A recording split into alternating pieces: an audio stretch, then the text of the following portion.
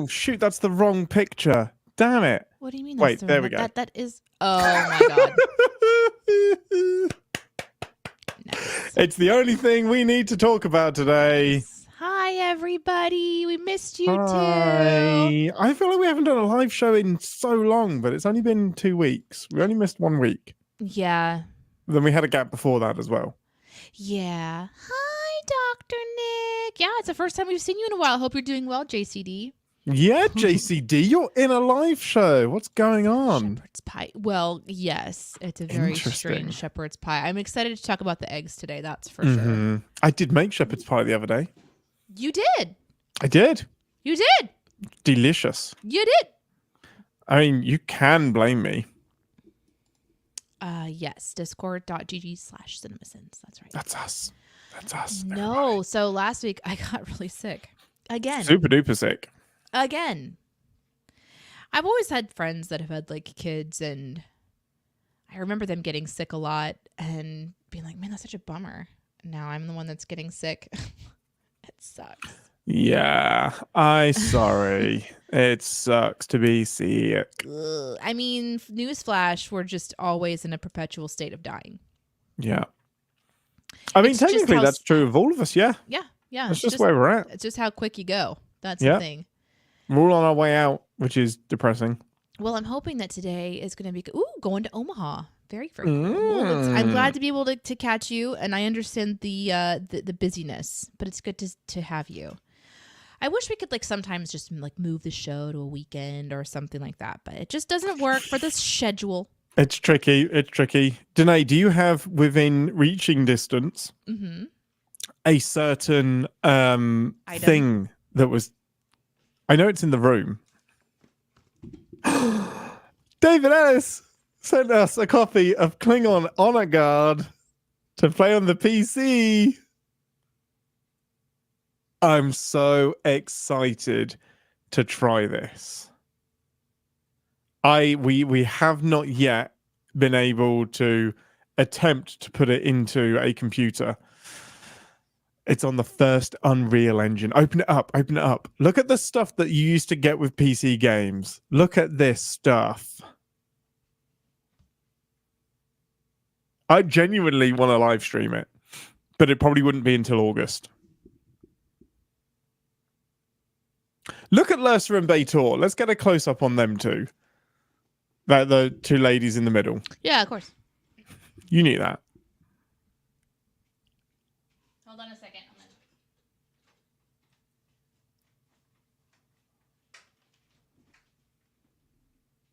Look at them. Look at their square heads. It's amazing. Thank you so much. That's so fun. You know what? Maybe I can turn this on instead. Okay, there. What are you turning on? Just a little light. Oh, a bit of extra light. Definitely noticeable. I had my window open, so. I felt bad about including them in the story. That was one cutscene that cost us about $40,000. That's so amazing. In 1998 as well. All right, I'm gonna look up how much that is in 2024 dollars. Probably $60,000. What, 1990? 1997, I think. 98. 98. Okay. It's amazing.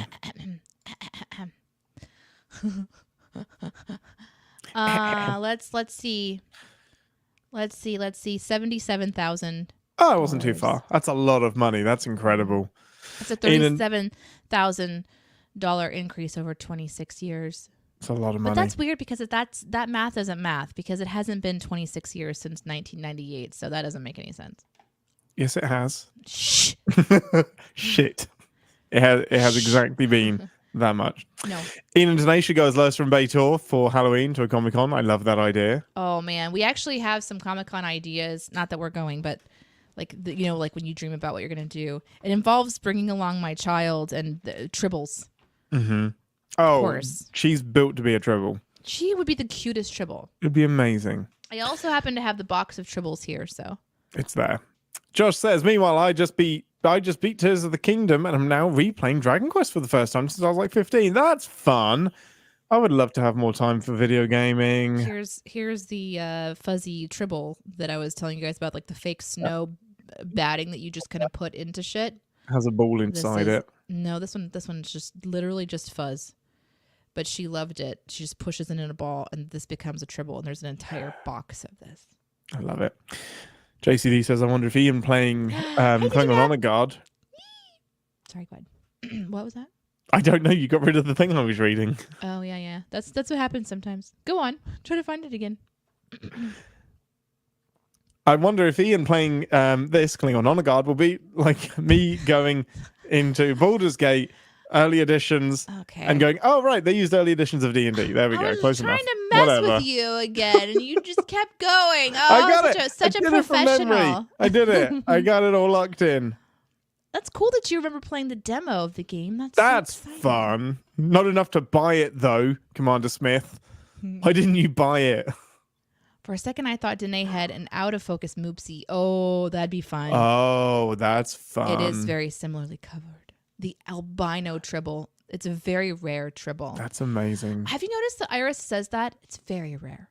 It's very rare. And yeah. I think I said that more than a few times to her. Yeah. Just describing various things because I also like to, I have that collector brain. Yeah. But she's saying it about things that are not very rare, almost to convince herself that it's exciting. And I'm like, oh, no. Yeah, it's more special if it's rare. I can't make this part of her DNA. Yeah. You gotta get the diamonds and Way stuff. to be a jerk. He was broke, okay? Yeah, God. what a jerk, Commander Smith. How dare you be broke? This is a fun fact, or factoid. Tony Todd, Robert O'Reilly, Barbara March, and Gwyneth Walsh each cost us $20,000.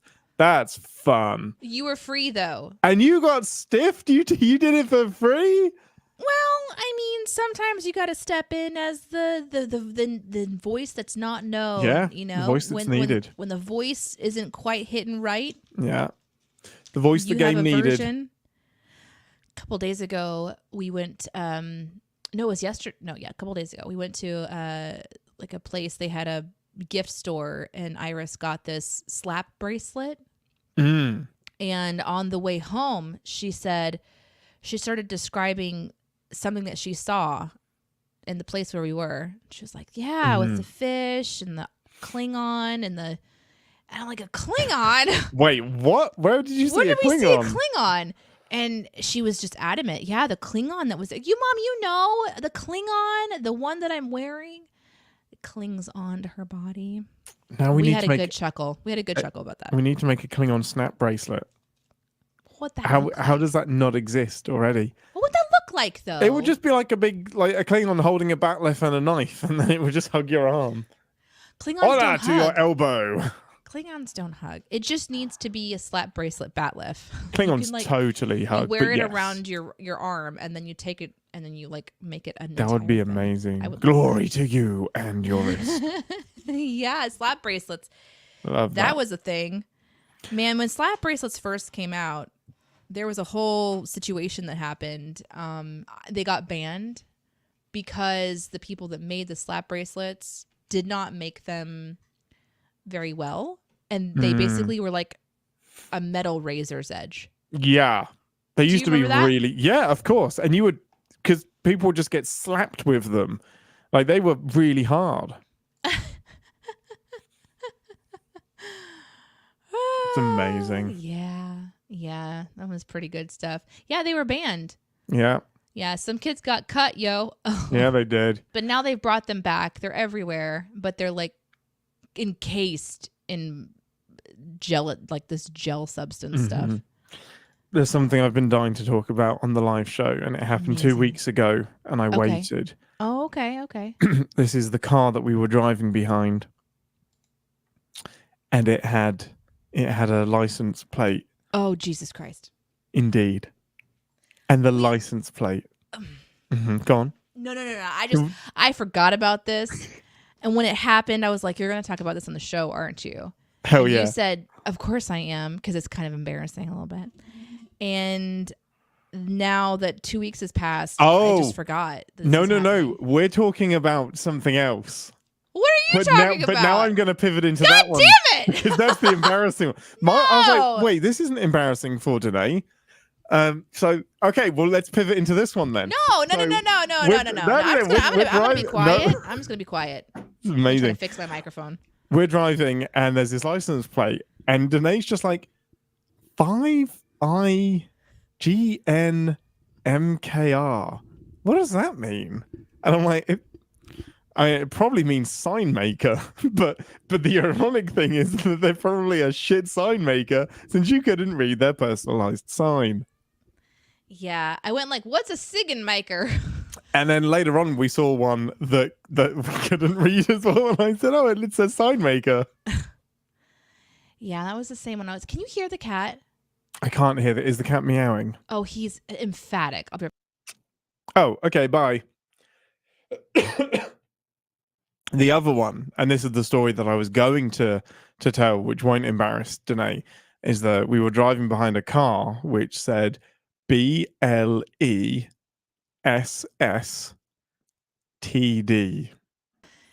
Now we think it was meant to be. The cat. We think it was meant to be blessed, but it definitely says blessed TD. Can you see him? No. Okay.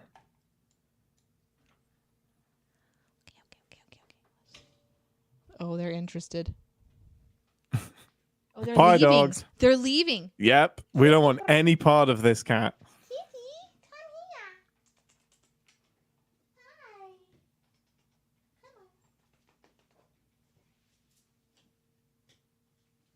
He's got such a dirty face Kitty because part. he was trying to get out of the neighbor's garage and he couldn't fit underneath the little hole that they left for him. He's trying to nuzzle his way out. Oh, I can hear some purring. Bless TD. So blessed TD got me good because The rest of the day gone. I really hope that they don't realize what they've done, and it was the only way that they could get blessed on the back of their car. So yeah, the rest of the day was hello cat. So confused. They turned up for a meeting and he didn't watch the episode.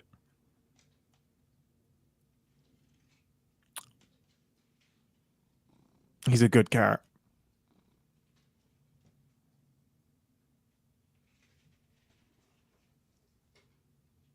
I am happy. You are a happy girl. Oh, cat has claws. Cat has claws. Yeah. I'm not happy.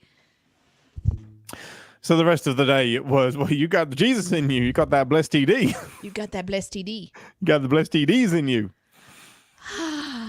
Oh my gosh. That made me laugh. It was so good. Shall we do some Star Trek? Yeah. I'm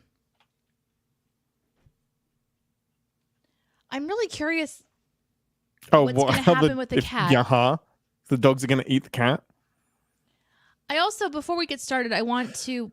STD is also not good for Doctor of Sacred Theology. I don't know if that's true. Can it be? Yes. Okay. It's canon right now. Okay, he's out the door. While you do the disclaimers, I'm going to see if I can pee in the time that it takes you to do the disclaimer and come back. Okay. I'm not going to do the disclaimer at all. Instead, I want to talk directly to Ian's dad. Gary, I worked really hard to fix the background for you.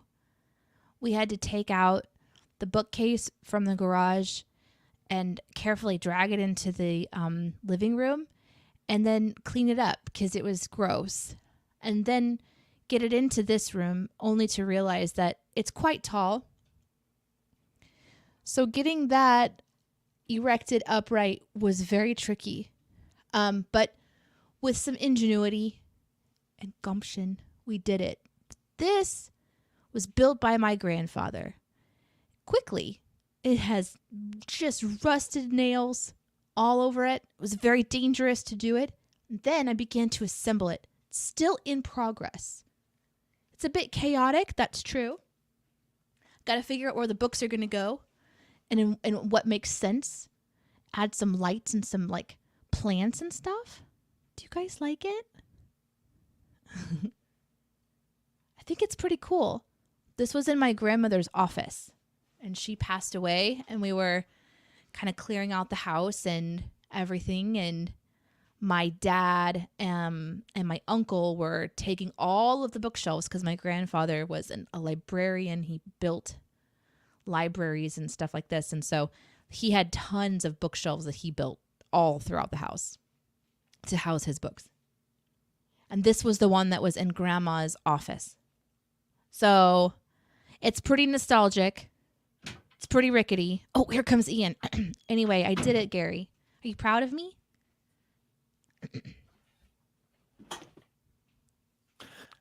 I am willing to bet you didn't do the disclaimer just to fuck with me. I'd be willing to bet $50 that's exactly what happened. Ian is currently blessing Dicer's toilet with an STD. Nice! Yeah, I am. That toilet got STD'd. Yeah. Mm-hmm. You would win. Yep, that's true. You'd win. I definitely did not. Your dad. Did you call my dad? No, I didn't call him. I mean, I called him out. What? Oh, the background. Yeah. Yeah. Welcome to the live show. Thank you for being here. We're about to record the podcast Captain's Pod, which you can find in your podcast player of choice, or you can watch it on YouTube. This recording is the bulk middle part of the podcast, so we stopped talking to the live audience directly and instead attempt to be focused and actually record without distraction. Usually we do a pretty good job, but we'll see how today goes. We do pin your comments for later because they're usually amazing, and we also pop them up during the show.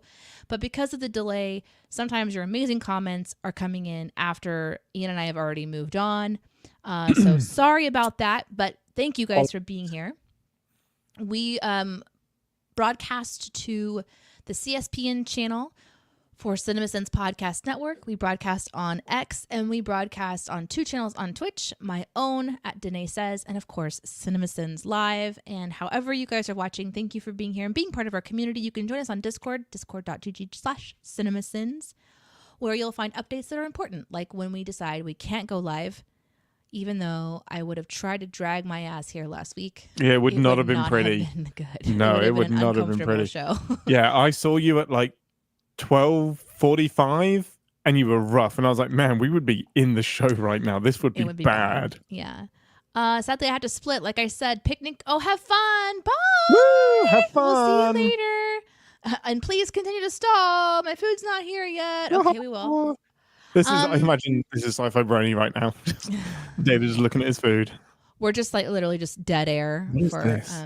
But I did want to, before we jump in, because we kind of shifted over, live streaming Klingon Honor Guard isn't off the table, but it is going to be where one person will do that. It'll probably be Ian, because he will take this home with him and then load it into his computer and try to figure that out. So it's not going to be a dual play situation, because that's not kind of an option. So no, unless you just sit in the background and watch and just join me in the chaos. Like, we can nitpick it. We can live sit a video game. David, don't watch. Are you crazy? David would be all for that. David would love that. Listen, David had to wait for us to get to the post office for months. A long time. Speaking of which, thank you, Slab, for my calendar, which is now 7 months. To be fair, 7 months and 27 years out of... No. 7 months and 17 years out of date. I could. I mean, if I can make my schedule match, I will definitely do it. Yeah. 2007. No modern OS will run this game. Yeah, it's probably true, but I think I can get an emulator or something.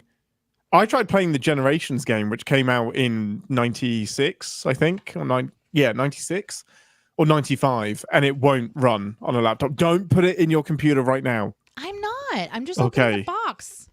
But why would you open the box if not to put the disc in? I want to see what it looks like. Probably looks like a CD-ROM. This is so fucking cool.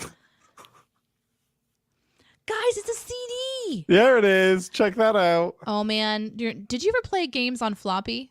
Of course. Absolutely. Had those at school. We got to play some floppy disks. What was your game on floppy for school? Oh, I cannot remember.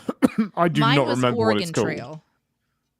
Oregon Trail. Wow, that sounds which you wouldn't familiar. have because you're not. Well, I don't know. Well, Oregon Trail was really popular here because it was all about like people that were coming like across the prairie. Oh, okay. You No, know, we in didn't have in that. the late 1800s. Yeah. Oh my god! Yeah, there's books and shit in there. It's so cool. Oh, oh, ooh. How am I doing on stalling for you? It's got impressive. I was just gonna say this is impressive. Yeah, it's got a lot of stuff in there. Sea Rogue came out, and I don't remember. I didn't play that one. I do keep my old computers. I do have some old computers that will play this for sure. It's amazing. I But do not. that's me. That's not Ian. You know. Yeah. Great. Let's do the show. Let's do the show. Do the show. Rescue Rangers, Chip and Dale when there's danger. Ready? Ooh, installing the game. Oh, guys, this is so cute. If you're trying to install this in 2024, don't. Before you can play Klingon Honor Guard, the installation programs must copy some files onto your hard disk. To have it do so, follow these instructions. This had to be an instruction. Yeah. Turn on your computer. How cute. Oh. Wait, the second one's my favorite. Open the CD-ROM drive. Oh. Great instructions. And then it instructs to close it as well. Fair. Klingon Honor Guard is a Windows 95 autoplay CD-ROM. Oh, that's so cool. There's got to be a way to download that without a Oh, doubt. this looks so fucking cool. I'm so jealous that you get to go play this. So are you going to be able to find one to play it? Yeah, I'm sure there'll be an emulator out there that can do it. Okay. All right. I would be shocked if there wasn't. Well, this is exciting. Oh, look, there's David Ellis's name. Voice talent, David Ellis. Listed here. Whoop, whoop. And look, design support, David Ellis. I know that guy. Yeah, you do. Okay, sorry. I'm ready. I Okay, apologize. let's go. Just right. Let's do it. Wait, there's more. Nope. Let's have a look. Okay, so this is the 1998 Microprose little booklet, Library. Yeah. and it has the games that were coming out then. Oh, Why I did is an this so entire cool? stream about that. Oh my god. Okay, so we Ugh. have Falcon 4.0, Top Gun Hornet's Nest, European Air War, Civilization, the Gold Edition, Guardians Agents of Justice. We have Star Trek The Next Generation, Birth of the Federation. Oh, that's such a great game. Star Trek The Next Generation, Klingon Honor Guard, Starship Troopers, Mech Commander, Mech Warrior 3. I remember Mech and Commander. Tank Platoon 2, and this guy. Worms 2. Oh, Worms is so good. Birth of the Federation is great. It's really, really fun. Sorry. We had the sorry. Star Trek encyclopedia on 5 discs as well. And star charts and whatnot. Okay, I'm going to start. Welcome to 10 Forward, the part of the show where we grab something from the replicator and share our immediate thoughts and feelings on the episode that we just watched together. Most important question first. What would you like from the replicator? You know you didn't have to do that right next to the mic. I'm sorry. You decided to start the show. It looks like you were tiptoeing around it while also holding it closer to the mic. I'm sorry. Amazing. Well, I obviously want some O1 eggs.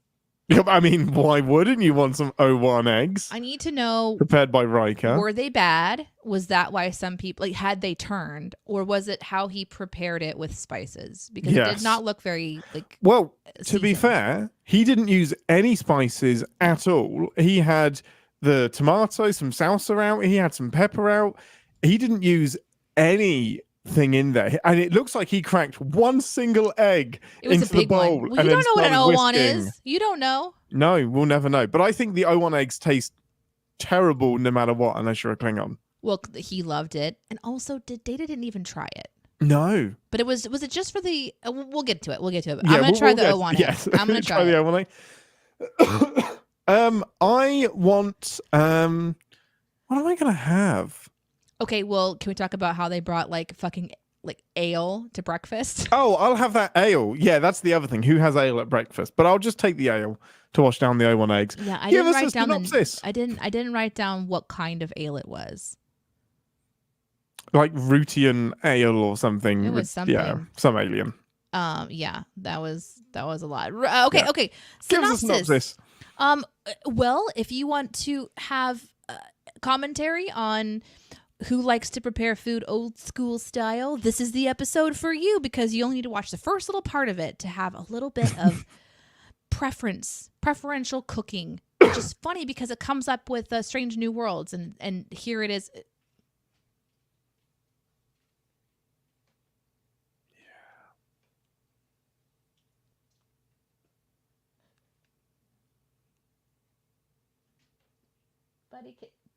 Buddy, can you stop?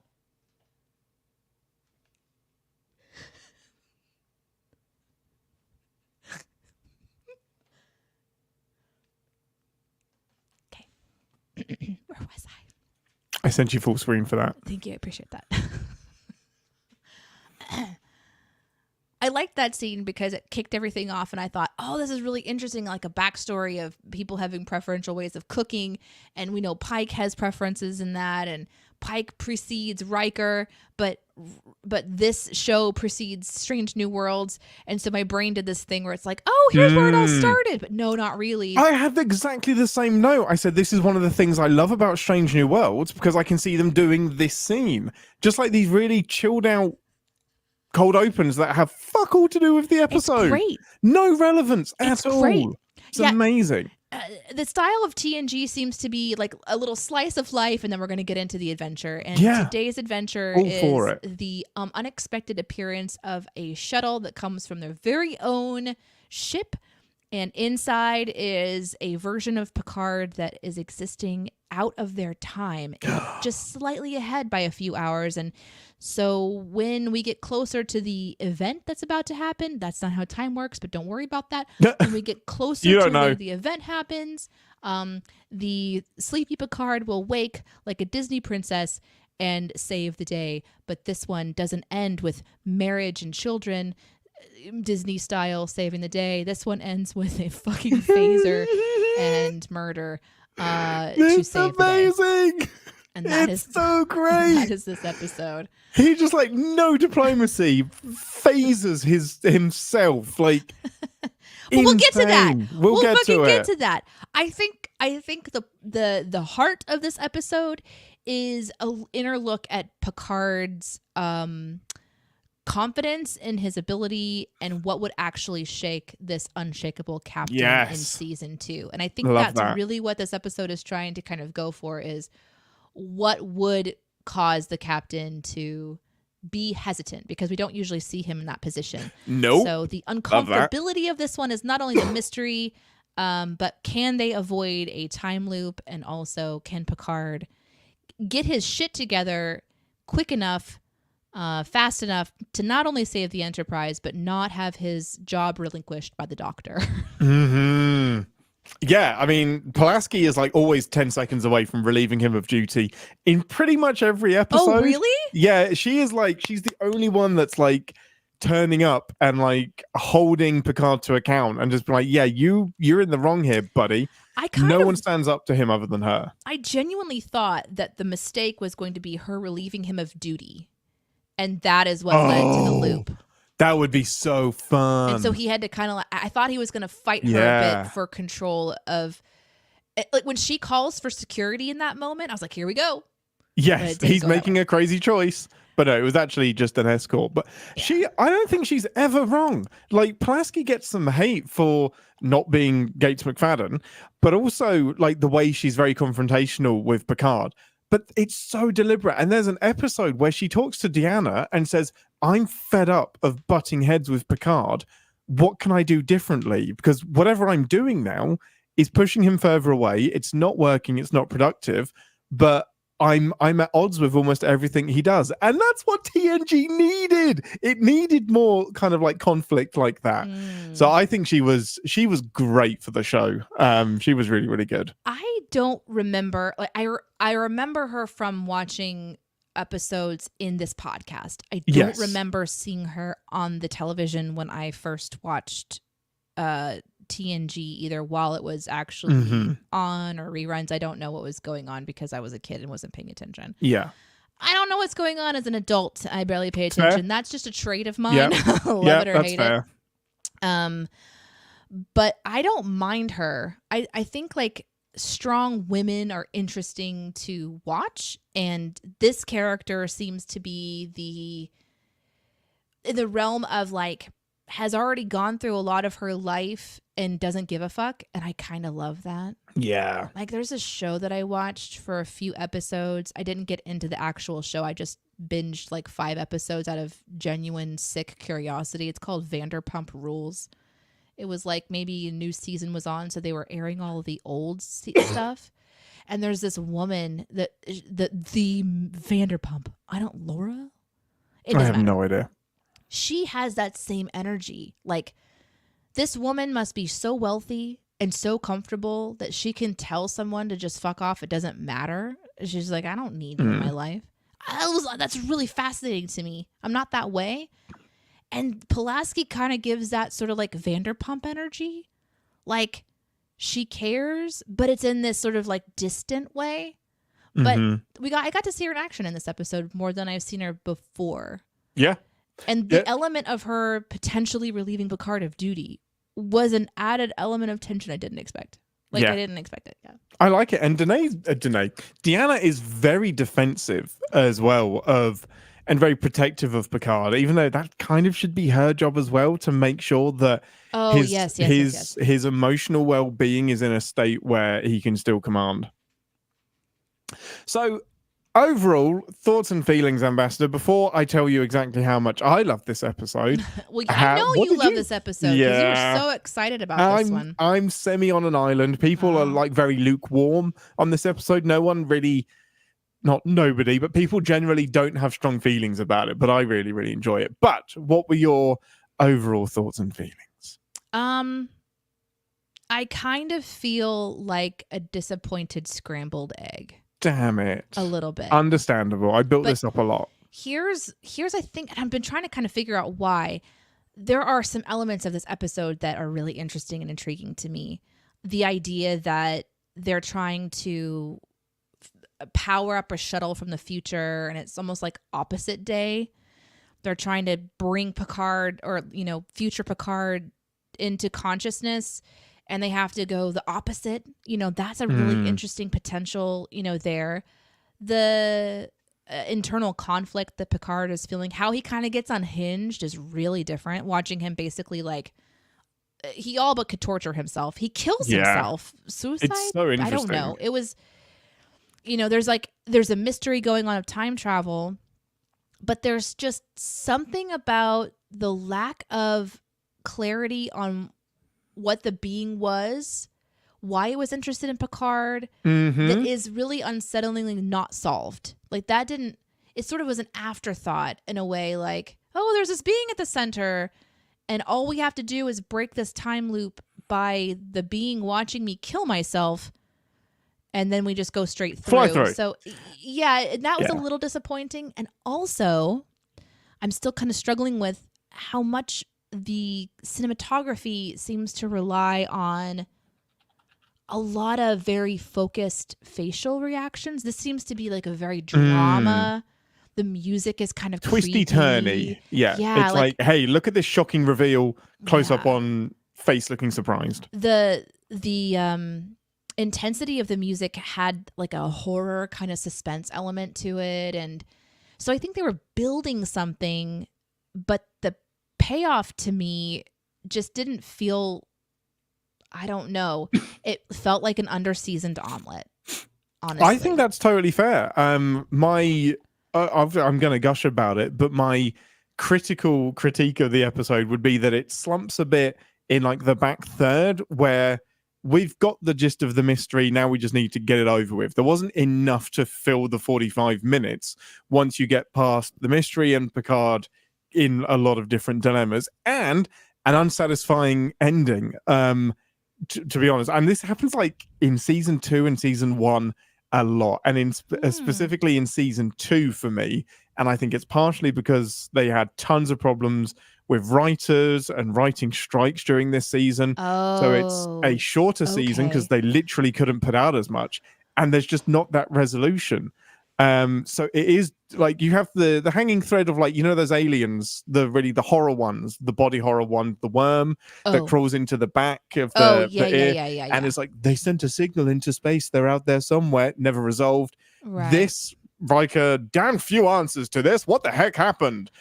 Was it just like a hanging thread to pick up later, never resolved? right. Like and I wonder if it's like an early season thing. We're going to sprinkle out these things to call back to in the future, and they just got lost as writers got changed, things went out of fashion.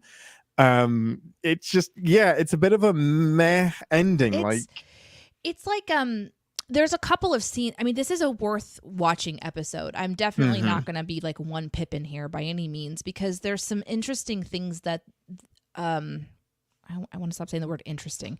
You know, how some people like have that is little interesting word crutch, that you want like to do the that. word crutches. Yeah, I feel like interesting is my word crutch. it's amazing is my one. It's incredible. Yeah, that's amazing. Is it though? Is it really? Am I There's amazed? a few really sincere scenes, that's the better way to say it, that I enjoyed watching Deanna try to express what she was kind of sensing and feeling. But maybe my tip top moment is between Picard and Riker. Yes. And that Yes. scene to me was a really important glimpse into the audience having an opportunity to understand the depth of their relationship, but also the writers are exploring his character and attempting to give Picard a, I don't know, potential motivation for character development or like a shift in his personality. Coming face to face with your own self. That's going to do it. That's going to, especially a version of you that, from Picard's perspective, killed the entire crew of the Enterprise, or his actions led to him surviving while his crew and ship died, which is like number one on Picard's list of, I don't want this to happen. Yeah. Like, he's the definition of Captain Ahab, go down with the ship, save everyone else. And the reverse happens. Yeah. And I like the solving of the mystery as well. That was, I enjoyed that, but there was something about the pacing of it that seemed off to me. And I still don't know that I'm going to be able to put my finger on it before the resolution of this particular show. But we were trying to figure things out multiple times, and each time it was a little bit different. So they kind of added like more elements to how they were going to solve this problem. But that one-on-one, we went from all of them meeting in the ready room. Is that what it's called? The conference room. Yeah. Yeah, his office is the ready room, and then the observation lounge. You got Geordi and Data trying to figure it out, and the android can't even figure it out. He's like, I don't have enough information to even form a hypothesis. I don't know anything. And then we see Riker and Picard one-on-one in a more intimate way. Like, the guards are down. Riker is opening up Picard's personality and saying, this is how you usually approach things, and I think you should do things different. And Picard invites him to continue to give feedback.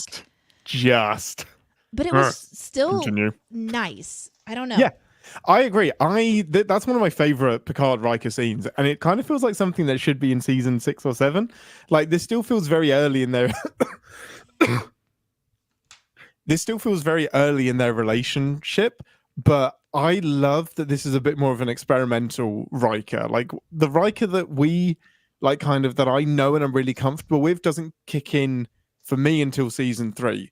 But this is a very, like, kind of a more empathetic and emotional Riker, for want of better words, and he kind of tries to tap into Picard's feelings a bit more. And I love, like, the distance that Picard has, but is still like, this is what my first officer is supposed to do. This is why I picked him. Fine, continue. Let's see where this goes. Yeah. And I really love that. That's what Riker should be doing. Yeah, that is what Riker should be doing. And I don't remember it kind of taking like a central point in, like, recently when watching these episodes. Yeah. There hasn't been that exchange between the captain and his first officer. Yeah. That is about solving the problem, but with a hint of digging into personality. Yeah. And maybe it's a little too subtle. There's a lot of subtle things happening maybe in this episode. I don't know. I can't figure out why it wasn't like on the edge of my seat. I think I might be able to help you. Okay. A little bit. And this is something that the live chat has brought up and something that I really picked up on this time round. This is cause and effect light. Like, this is cause and effect has a mystery that they're trying to get to the bottom of. They're in the time loop. Their knowledge resets and they have to attack the mystery again. And that tension is really fun. This feels so similar to cause and effect, but there's no reason for why they aren't getting to the solution a little bit quicker. Like, they're slowballing some information. The episode drags out the mystery quite far. And we're in the same like kind of circular logic of, should we turn around? Should we continue? What did we do last time? What are our options? And there's not a lot of progression. I understand why there's not progression, because they have to wait until they get there. But with cause and effect, they get there in 6 minutes, reset. Get there in 6 minutes, reset. This is one time loop that takes up the entire episode. And I think that's where the pacing struggles for me compared to cause and effect, which does the same thing but much better. I had that thought while watching this one. And I think, like, without going into the sins too much, but it is a sin, so I'll mention it now. I didn't have an understanding of why our Picard, couldn't arrive at the same conclusion as future Picard. And I think it's meant to example that our Picard was so distraught by making the wrong choice after having very clearly seen that his choice potentially leads to the destruction of everything that he loves and cares for, that he can't think straight. And what was very, I thought was interesting, but also, there's a word, I thought, and maybe you're right, like, potentially needed to see more iterations of this loop to build the tension. Yeah. But Picard very quickly realizes that, okay, well, this future Picard clearly made the wrong choice. I'll just make the other one. Yeah, clearly this is the thing that blew up the Enterprise. I just need to know what your other option was, because that's the one we have to try. Just tell me you figured out that going through the wormhole was possible, but it was too dangerous. So you just picked the wrong one. He decompressed the main shuttle bay instead of using the tractor beam, or vice versa. Right. Same two options.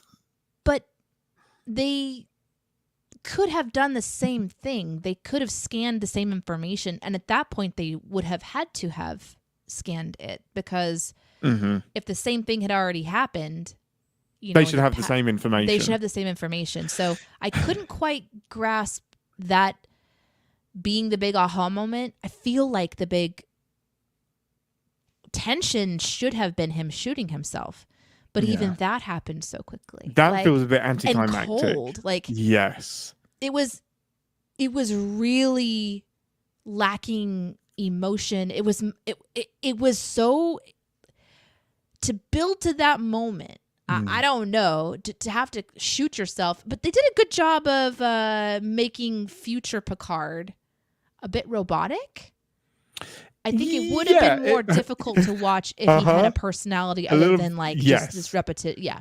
We can tell that this is a shadow. Like, this is an echo of the Picard that we know. He doesn't really need to exist. But that moral dilemma would have been, I always feel like Picard should have wrestled with that a lot more. Me too. Like, than just immediately phasing him. And that is a big thing that I could see him getting there. But I think we don't have enough of a build up to him doing it. Sorry, go on. No, to your point about how they solve the mystery and how they don't get there, I feel like they would have got there if they didn't have the distraction of the other Picard.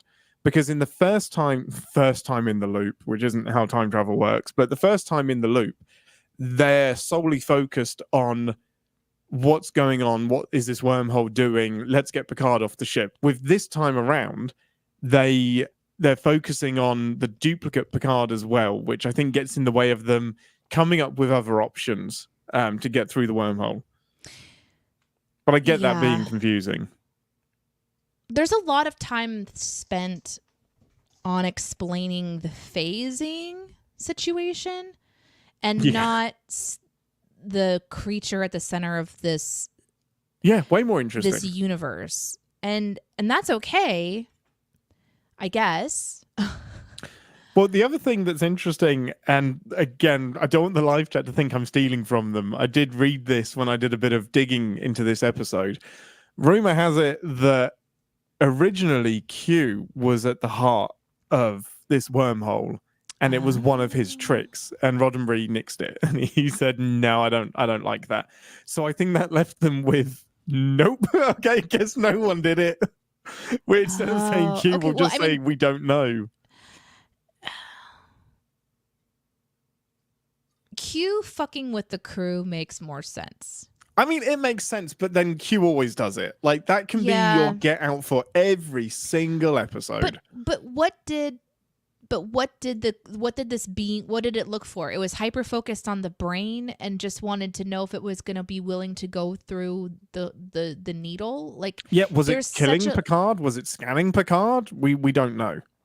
Was it intent on killing the rest of the body but not the brain, no matter what? But that didn't happen because when the brain left the body, is that when the creature decided to kill them, or was it more of an accident and they just brushed against the side of this whirlpool thing? Yeah. Which, let's talk about that, is exactly what I saw in my imagination. So yes.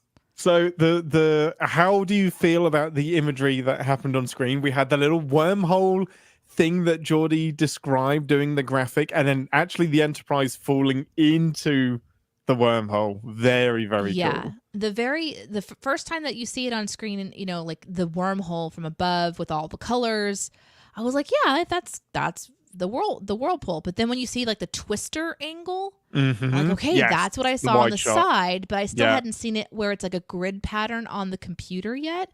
But that happens just for a brief moment on screen, and I was like, that's it, that's what I saw. So I don't know. Is it in my brain somewhere from my youth? I have no fucking clue, but this is exactly what I saw. And then I was like, oh, that's fun. Like, it's one of my favorite. So this hit the mark for sure. It's probably not surprising, but this is 2 episodes back. This is 3 episodes. All 3 of these have, for me, iconic images that are burned into my brain. You've got the runabout nose booping the door panel to open the door, which is just adorable. You've got the green hand holding the Enterprise, and you've got the Enterprise D just gracefully falling into this whirlpool in space. Like, those are images that are very much stuck in my brain, and that probably makes sense for this theme. I don't understand it. I don't care. I'm having a good time, and I'm scared. I'm afeared. But it was a fun episode. I'm not angry at it. We got to see, Data and Geordi banding together to solve a problem. Love that.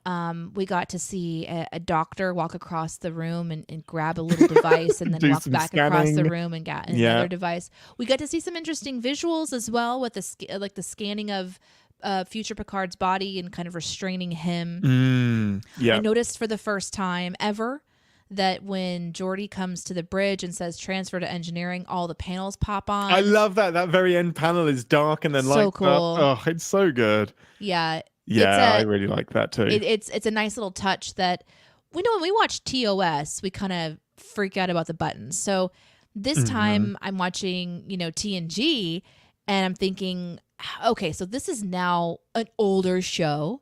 So what are they doing that when we watch, 10, 20 years is like, oh, look how ancient that looks, and that's going to be those panels popping on. And I thought that it looked really clever. I love the bridge so much. It's the best. And it's what blows my mind is Michael and Denise Okuda, who designed the L cars, they designed the touchscreens.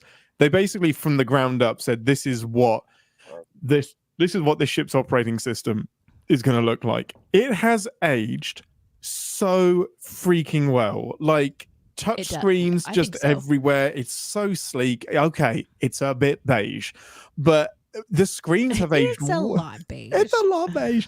The screens have aged so well, and I think about I love the clunky buttons in TOS, but I love the touch screens in the next generation. That is what makes me so excited to have a tablet and a phone. Is because it was Star Trek. It's so cool. It's what I can imagine our spaceships actually using in the future. And we also got to see some fun shuttle bay action as well, with the Whip, tractor whip, beams whip, pulling them whip, in. whip, whip, whip. It's We my got to favorite hear- sound effect. Sorry. I didn't know cargo that, bay that was door- a shuttle bay. Yeah, shuttle bay door opening Whip, and the whip, cargo whip, bay doors. Whoop, whoop, whoop, whoop. I love that. It gets into my soul. That was kind of fun to just let the show kind of nerd out on pulling in another ship. That's Yeah, fun. this is the sequence of docking an object that, because it tumbles, the tractor beam locks on, sends it the right way round, brings it in, Yep. internal tractor beam. Mhm. Yeah, just give it some time to do that. And then, as we mentioned, like the on-screen stuff for the Enterprise getting pulled down into this vortex, the idea that there's this strange nebulous that looks like a twister from the outside, and it looks like, very colorful from the inside, and there's an internal light source. I really liked all the graphics as well. Yeah, I think it's beautiful. I felt the impending doom, and I don't know, as I think about it, there's a moment when they decided as a crew, let's just keep doing what we're going to be doing. We can't really escape this. And Picard says to his crew, at some point, I'm going to want to leave, and that's what I shouldn't do. It's going to seem at the time like the right choice. And I think this is where, it's a sin of the show, but it's also, I think, where it begins to deflate itself. Because when we get to that point where he's about to leave, and Riker's like, are you leaving? And he's thinking like, man, some roads have no turns, buddy. Peace. And I thought, well, this is exactly what they debriefed about, right? This is the point where you do something different. But the show needs there to be this, what I think is supposed to feel like tension of him making the wrong choice again. The audience at home leaning forward. No, Picard, don't do it. You've already fucked up, But it was a really weird moment where it's like, we've spent so much time talking about the potential, and now that it's actually happening and you had a good plan to not do the obvious thing that you weren't supposed to do, you're still doing that thing. So I think that's when my brain checks out a bit and I begin to watch other things like makeup choices and hairstyle differences and costuming. Riker's hair is slightly less helmety. Like there's some like kind of fringe action going on with Riker's hair. I'm always looking at Riker, but it doesn't take away. It's still part of it. But here's a question, potentially a please, O'Brien. Oh, this is the best. This is so great. In my what's your question that you have before I go off on O'Brien? Was he debriefed about the situation? Right. He fucking walks in and sees his captain dead in the shuttle, and this is exactly what it. There's a zoom in on Riker in the chair, and then there's all these kind of moments where the camera sits with the actor, and it really makes this feel like more dramatic, like I mentioned. But here is probably the biggest one of the episode is O'Brien. It's amazing. In my head canon, so he does reply saying that the other Picard disappeared in the shuttle. It's the only reason that he's in this episode. Which suggests that he was briefed and he did know. But in my head canon, he's briefed after he finds dead Picard. Because the way he walks into the shuttle bay and is like, what am I looking at? It blows my mind every time because I'm like, oh shit, nobody told O'Brien. And no one told O'Brien. No one told him. And he just walked his ass in there, sees his captain dead with no explanation, and is like, what am I doing? And then suddenly Picard is asking for updates. He is processing, going, is that my captain? Yes. And then if Dr. Pulaski or whatever, if she's like, oh, this is the other one. Yeah. And he's like, what other one? Yeah. Oh, forgot to mention that this is a Picard from the future. Probably not going to matter too much. He then has to comprehend that his captain shot himself. So it's like, we get to kind of inject into O'Brien's acting what he's thinking. And this is probably my favorite part is it is so open for interpretation because his expression does not change. It's just like, bang. And that could have been Worf. It could have been, I know Worf should have been at his post, but there are other people that could have been. It could have been a security officer that was briefed. But no, it's the transporter chief that is for some reason going to the shuttle bay. No idea why, purely for that expression, so that we can have somebody new look at a dead Picard. It's outstanding. It's such an interesting choice. It's so weird. It's for the person that just clues in on the TV and is like, what's going on? And they're relating. Yes. Like, I want to see them recreate this moment, but it's O'Brien in the hallway, just on his way to the mess hall. Just like, and then Pulaski's like, hey, can you come with me for a quick sec? You know, yes. And just that. And then he leaves this moment where he's like, I just watched you disappear, Captain. And then, okay, cool. Thanks, O'Brien. Yep, no problem. And then he turns, and then he has to just go about the rest of his day contemplating what he's just witnessed. It's beautiful. He joined after the third commercial break, like just as if he was watching the episode. It's so great. So one of my highlights. Murdered someone. Is he going to get in trouble for that? Murdered who? That never happened. Oh, because he disappeared. He disappeared. I had the same thought. There's cameras. Like, there's some moral ambiguity here. Like, that's also not how time travel works. It doesn't just disappear. But it is the weakest point of the episode, is that he's very quick to murder a human being that is only 6 hours adrift of himself. And would we feel differently about it if it was Riker that was brought to the future, or Deanna, and Picard kills Deanna or Riker? Like, we're kind of okay with it because we think he has the right to kill an older version of himself. Yeah. If it's Wesley, we're not okay with this. Okay, some people are okay with this. Some people might be okay with it. The impression I get. Not. Yeah. Yeah, and it just ends. Yeah, just look out the observation lounge window, and it's he sort of damn few answers, Riker. Picard is reflecting on his decisions and his experience, and he says something that there's a saying that when you travel you end up meeting yourself at some point, and he says maybe I just don't want to. But what about previous Picard was so bad? I mean, is it that previous Picard was so stuck on the one way to do something he couldn't see past his own, like, is that what this show is really getting at?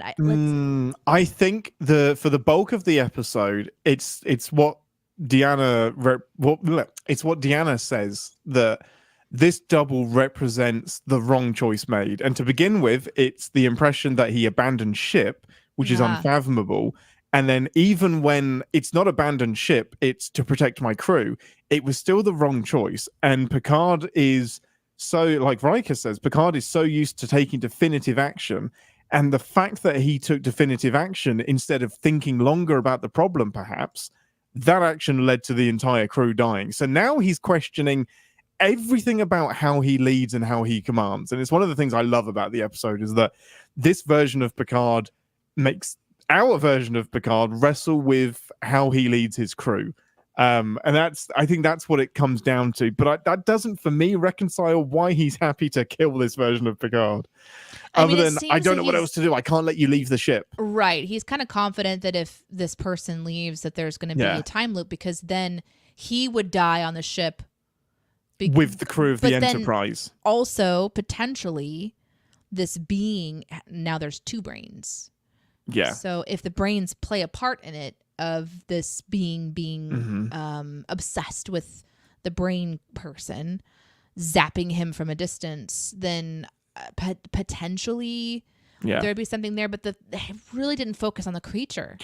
No, not at all. And the thing is, Picard hasn't learned a lesson. He's still taking definitive action without enough information. He's killing his clone and taking the Enterprise through. But his hubris and confidence is like when he gets back to the bridge and he says, Geordie, maximum warp, set a course.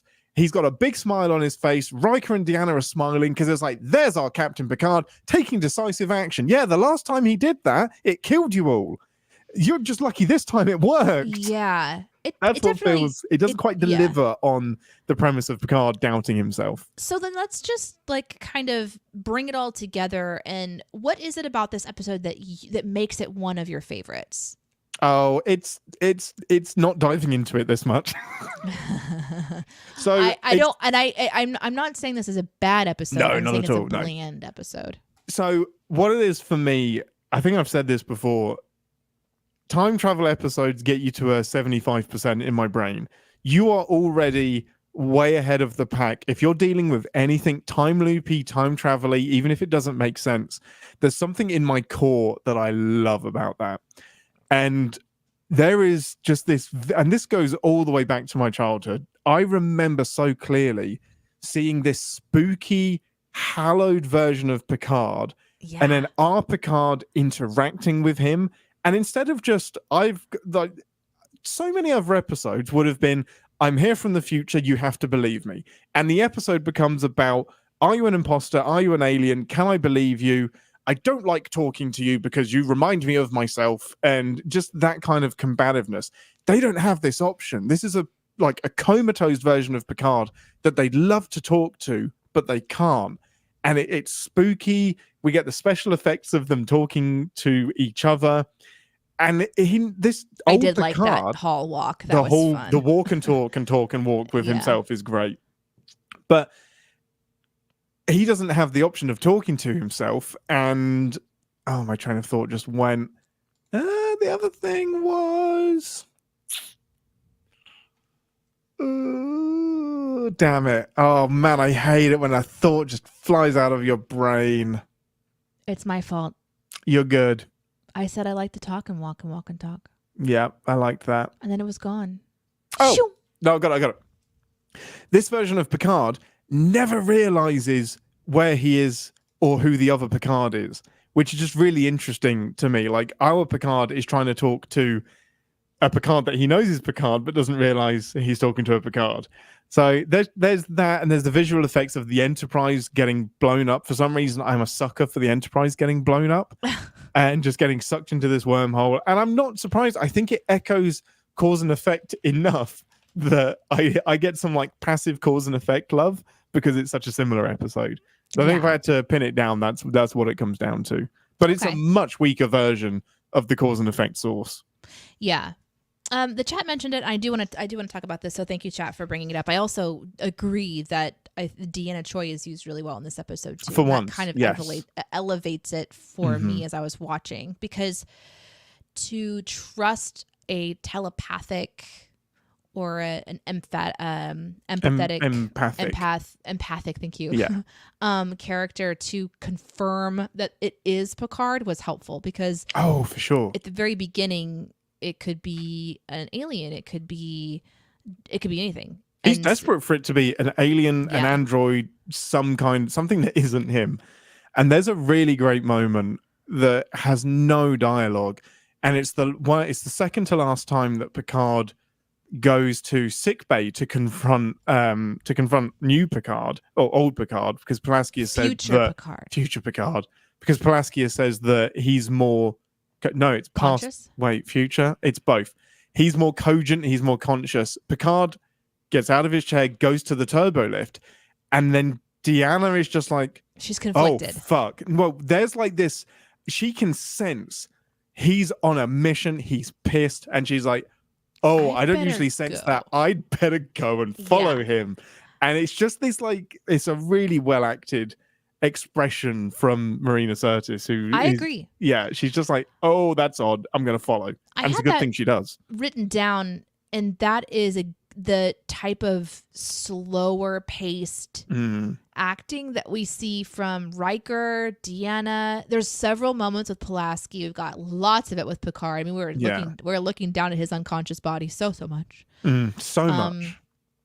And that's really a lot of time kind of spent in the, hey, I want you to act the scene and you're feeling internally conflicted. Something just set off an alarm bell. The pacing of it that is interesting, and maybe it's a way that storytelling has shifted a little bit as time has gone on, is that we're having this conversation because nothing was said specifically.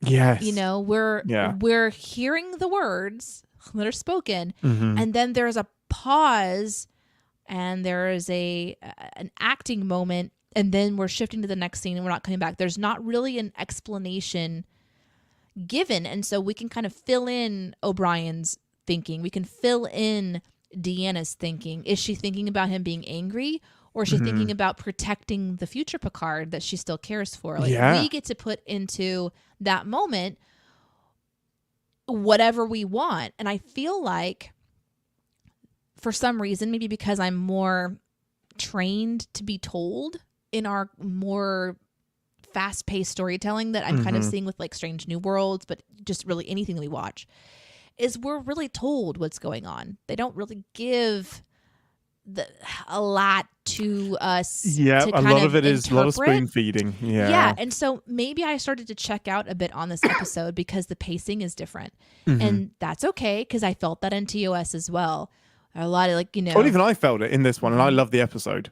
And it might be because when it's just someone on screen, I'm used to looking away and picking up my phone and doing something. Yeah. Instead of attempting to stay in the moment and wonder, what is this character feeling, and allow myself to kind of get into that quiet space of storytelling, which is, I think, modernly uncomfortable. Yeah. No, I think you're right.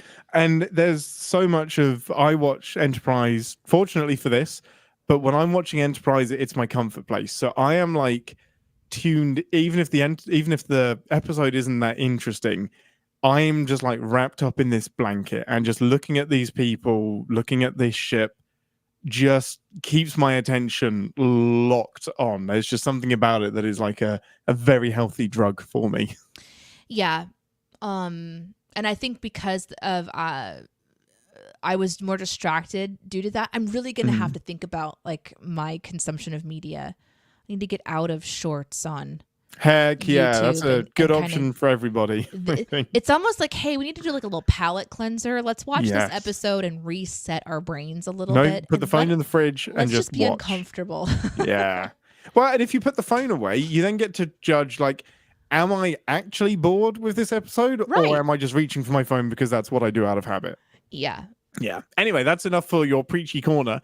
Couple of other things I wanted to shout out. I love the spooky 80s synth score that is riddled throughout this episode. Like, you know something spooky is happening because the music will tell you explicitly. It's like tinkle, tinkle, tinkle, tinkle, tinkle. Love that. And I think it's supposed to be spooky because it's like gaunt Picard, but yes, yeah. I didn't really feel spooked. The theme of the episode isn't spook, but that Gaunt Picard certainly is. Yeah, it's interesting. This is something else that's interesting. And it's something that TNG wasn't supposed to do all that much, but there are 3 references to other episodes / Star Trek events in this. So obviously you have the slingshot around the sun for time travel. I heard that one. Yeah, obviously I referencing understood TOS. that reference. Yeah, you did. And then there's 2 other episodes where he mentions Mannheim's experiments were nothing on this scale. They're very, very specific. That's reference to an earlier episode where an older, I think it's from We'll Always Have. The episode is called We'll Always Have Paris, and basically one of Picard's old girlfriends marries a scientist, and he's messing with time travel stuff, and that gets the attention of the Enterprise. So that's referencing another episode, which they didn't usually do at this point. And they mentioned the Traveler as well, which has happened at this point as well. So it was like just a riddle of like referencing other Star Trek. And it's one of like just the first times where it's TNG referencing this wider universe of Star Trek that exists and isn't just week to week, which I like that a lot. That's fun. I would have to also mention before we go on to anything else that we had a really funny moment at the end of this episode. They go through the vortex, they make it to the other side. Captain Picard stands up and says, "Number 1, you have the bridge." And instead of walking towards his ready room, he walks the other direction, which I remember being told that's the direction of the bathroom. Yes. And I'm writing down, he is going to the bathroom too. And I'm writing the word shit. My fingers are on SH. I'm ready to type. And Ian says out loud, he's going to go shit himself. And I was like, what? That's what I was writing. He's going to the bathroom to change his trousers. Because he goes, it's amazing. He goes right instead of left. And I'm like, there's only one, there's 2 things over there. Well, there's 3 things over there. There's a turbo lift, there's the bathroom, and there's the observation lounge. And I think he went to the observation lounge because that's where I mean, Riker that's the meets next him. scene. Yes, But he absolutely no. goes to the bathroom, changes his It was a trousers, butt and then clench goes to the moment. observation lounge. Yeah. Yeah, well, that was close. Yeah, It's going to change my panties. Okay, before we get into some sins, let's pip it. Go on. 2.5. Oh. I'm going to give it 2.5. It was 3 at the start, but I've talked myself out of it. It's 2.5 pips. 2 if I have to. I think it's a 2.5 pip for me as well. Yeah, I think that's fair. Well, with that, let's head over to engineering. I might even say 2. I don't know. Just 2. I think 2. 2 might be fair. The pacing is rough. I just have to say, like, at the end of this, what does this do? What happens in this episode that's like, I'm gonna carry this with me forever? I mean, time travel and duplicate Picard. Okay. To be fair, like season 2 is easily the weakest season of TNG. The fact that this is getting anywhere close to 2 to 3 pips means it's an outstanding episode of season 2. Okay. So 2.5 is fine. With that, let's transfer engineering control to the bridge and do some sins. Battle stations, everyone. Whoop, whoop, whoop, whoop. Oh, wait, that's a shuttle bay. That's just a little There it is. Oh, I love that sound so much. This is the part of the show where we re-engage our sin brains, remind ourselves that no TV shows without sin, even our beloved Star Trek. I could spend literally a 25-minute video just in the eggs. And we talked about it a little bit at the top of the show. Yes. But those eggs, who has ale for breakfast with their eggs? He only used the one egg. Pulaski is like, oh, you have a practiced hand. He literally just poured water onto a hot plate. I don't know what the practiced hand she's talking about, unless it's a reference to their shenanigans the night before. I don't know. Sometimes that happens. I feel like he's burning the eggs. Like he's cooking them way too fast. Like they are sticking to the bottom of the hot plate pan thing that he has. He didn't use any of the extra ingredients. And it's just a bizarre scene. It really is. Yeah. But I love it. Yeah, I definitely was watching it to see what they were attempting to reveal in this moment, which I think is Riker's love of cooking, obviously. Well, but I do not make my scrambled eggs this way. And no, I felt very cringy. But also I kind of love the idea of whoever was actually making the eggs, because it wasn't. Do you know what I mean? No, I would love to watch this episode because they cleverly cut to a close shot of the hands. Yes, and then even when suddenly it's being served, yes, I want to watch it just to have fun, and then do a hand comparison. Is that really Riker's hand? I don't think so.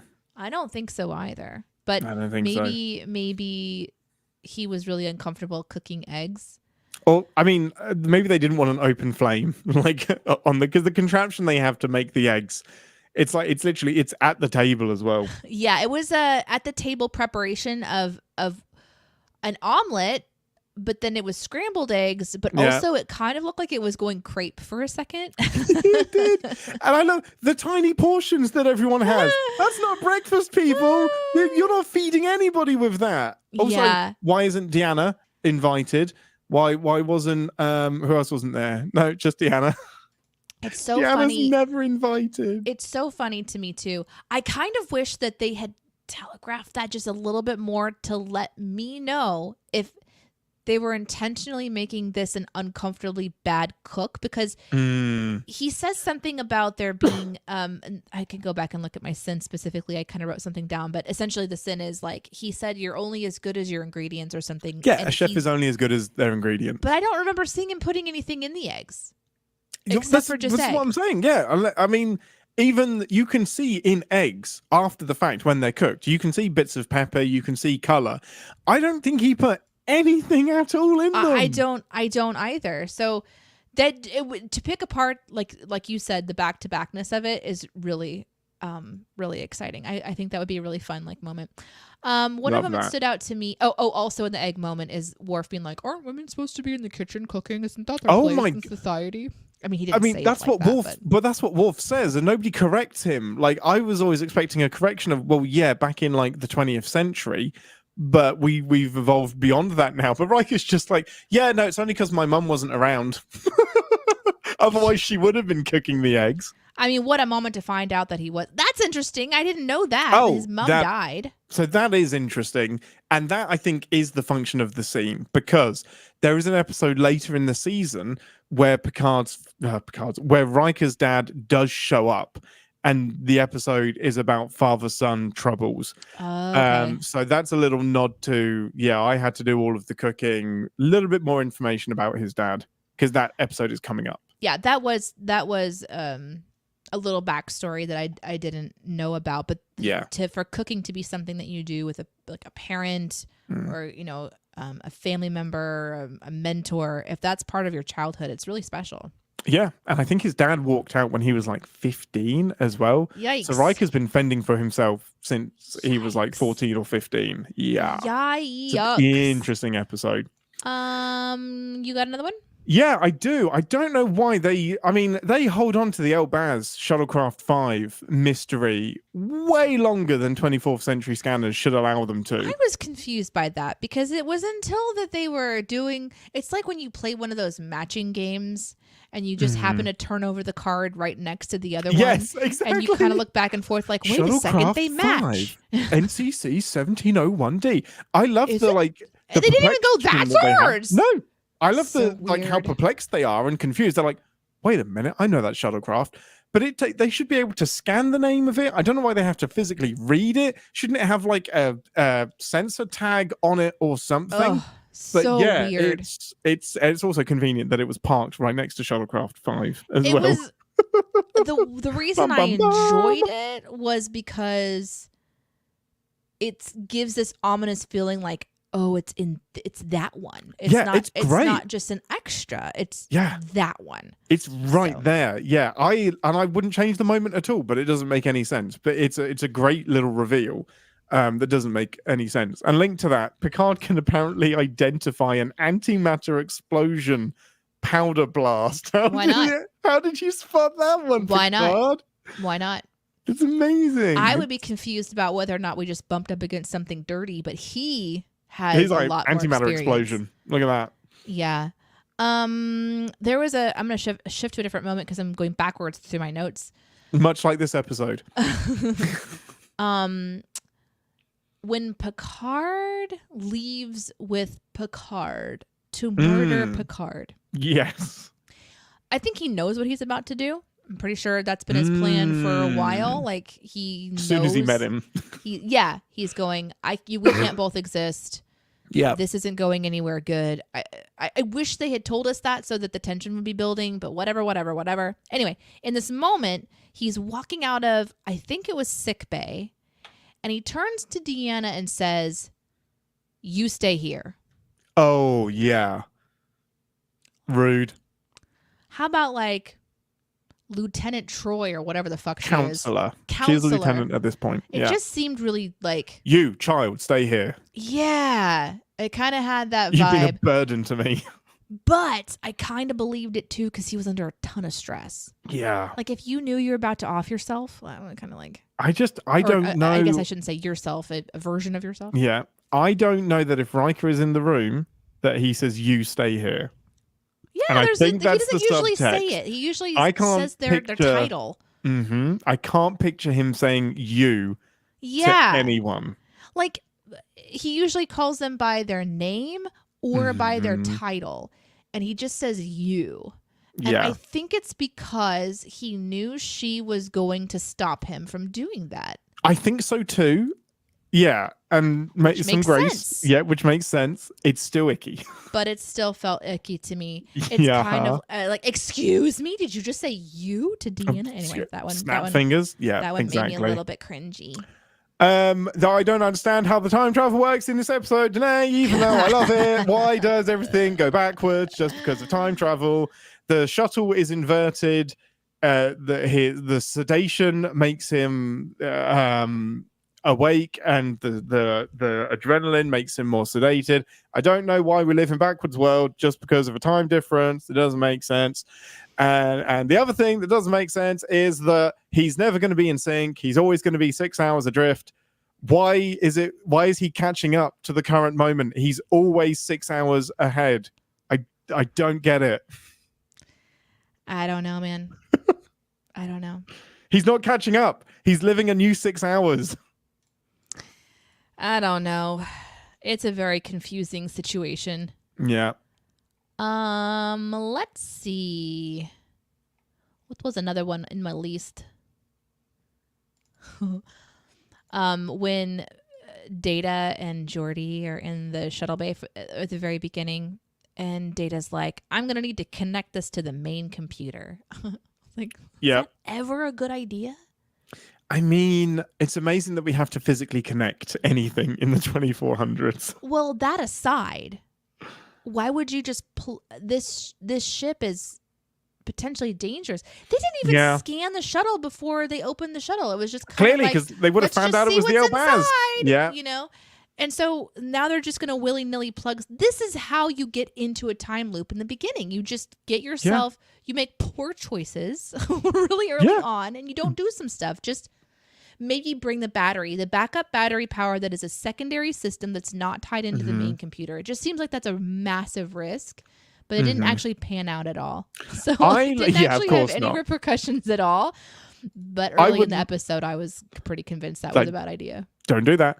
I would love to say that the main computer is segregated, and whenever they do this kind of stuff, it's with an isolated part of the ship's computer. However, I've seen too many viruses infect the Enterprise, Voyager, Deep Space Nine for that to be the case. I know that's not what happens. Can you explain the sin from the chat to me?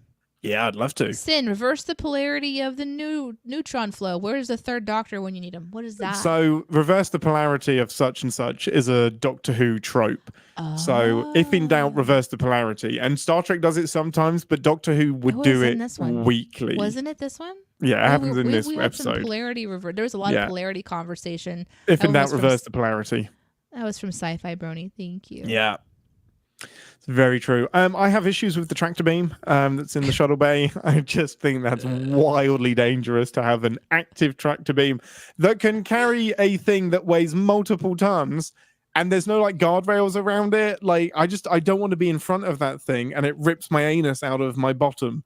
Like I don't want, and it's just at that height where it's going to do some. It's going to suck my intestines out through my nether regions, and I don't want that. Oh my god. Oh shit! This episode has the most dramatic. You better come take a look at this cliche in history, doesn't it? Yeah, that was my next one. Is that you better come take a look at this cliche? Captain, are you on the bridge? Where else would I be? You're gonna have to come and take a look at this because we can't just tell you about it to prepare yourself. We want, and then the best part is he gets down there and he's staring at himself, and the entire crew is just watching him like, let's see how this fucks with the captain. You know, like, I told you this was crazy. I gotcha. Look at your face. Watch his brain break. Isn't this fun? We would all have our phones out, just like recording him as it happens. It's a big one. It's so funny because I was watching it, and it's zooming in slowly, and it doesn't even zoom in slowly. It's just a view of Picard and the crew behind him, and since it lasts so long, I really had some time to think about it. And every single person in the background is just staring at him. Yeah. I was like, God, is anyone going to say, are you okay? Or anything? You know? I guess someone does say that. So I think someone says, are you okay? My worry would always be give the man a heart attack. Like, this is a shock to the system. And you're not going to like give him a heads up. Like, TV show land, fine. But in reality, you're warning him that, okay, this is what you're going to see, Captain. Yeah. Hey, we just want to prepare you. This is going to be shocking. Yeah. It's you. It's you. There's no other way of saying this. But they don't restrain the future Picard. They don't do anything. They just trust that he's, unconscious. Of course, the doctor is there to scan that information. But, like, There's nothing going on there. And I love it when this, I don't know if it's a sin or just silly, but the doctor like, go get him to sick bay, or can you wake him up? And she's like, yeah, but not here. I'm gonna take him to sick bay. And then she just kind of scoops him and drags him out of the shuttle. And then instead of like just transporting him quickly, they put him on that little gurney. stretcher gurney. That's so good. I love it. It's so silly. Worf has a great line that just tweaked me this time, and it's when the whirlpool appears beneath the ship, and he's like, it just appeared beneath us, there was no warning. And if I'm being mean, I would be like, yeah, no warning other than the duplicate of Picard, the shuttle, the video that told you a wormhole was coming, the fact that you're in a time loop. You had many, many warnings. Okay, maybe not of this specific second, but there were warnings that this was coming, Worf. It's strange because even in that scene when Picard eventually decides, like they try to get, he's questioning himself. Oh, would we do this? Would we do this? Would we do this?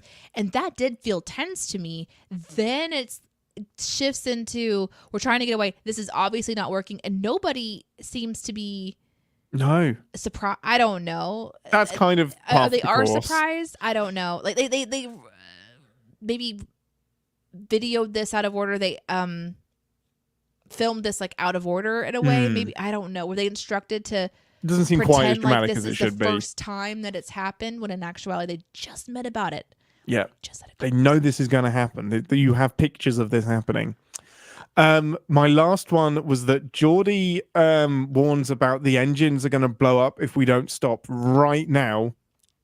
And then the rest of the episode happens without any kind of like interference. Like Geordi is shouting, Picard cuts him off and says, hold position, and Lieutenant Commander. And then they just continue for the rest of the episode for another 15 minutes and everything is fine. There are no consequences. Fine. Yeah. I think this happens a couple times in the episode. There's some mentions of another moment in the chat, and maybe even this moment as well. But my other one that from the very beginning is that the shuttlecraft, like Worf gets to the bridge before Picard, even though he was still in the shuttle bay, I think. Oh, interesting. When Picard gets back onto the bridge at the very beginning, Worf is already at his station, and he was in the previous scene. So I was like, well, he left after Picard. If he's teleported to his station, why doesn't Picard just teleport to the bridge? Boop, boop. Discovery, tap, tap. Tap, tap. Yeah. Picard tap, needs to get his steps in. That's what it is. That's not... The lymph system needs movement. Yeah, for sure. We can't just be sedentary all the time. You got to move your body so that the lymph can flow, people. Drink some water, people, and shake your limbs. Okay, hold on a second.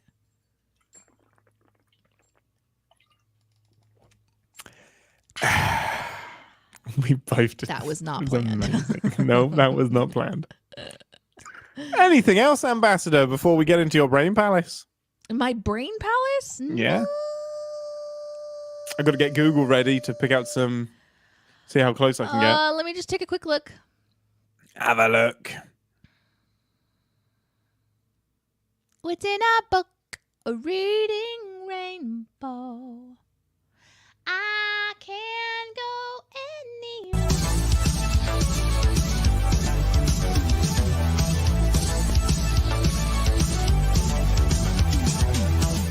Okay, I'm gonna send this moment, which is after Picard is being zapped by the all-knowing Q that's not actually Q.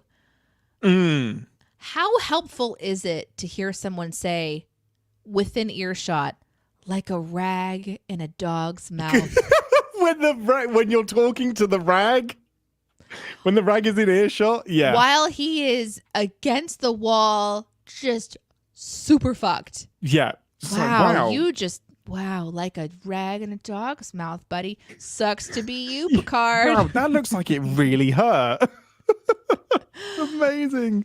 Oh, you're so my right. God. It's great. That was a really funny moment to me. I'm like, well, that's that's an odd thing to say in this moment, Commander. Thank you. And you can play another one if you want to. Oh, nice.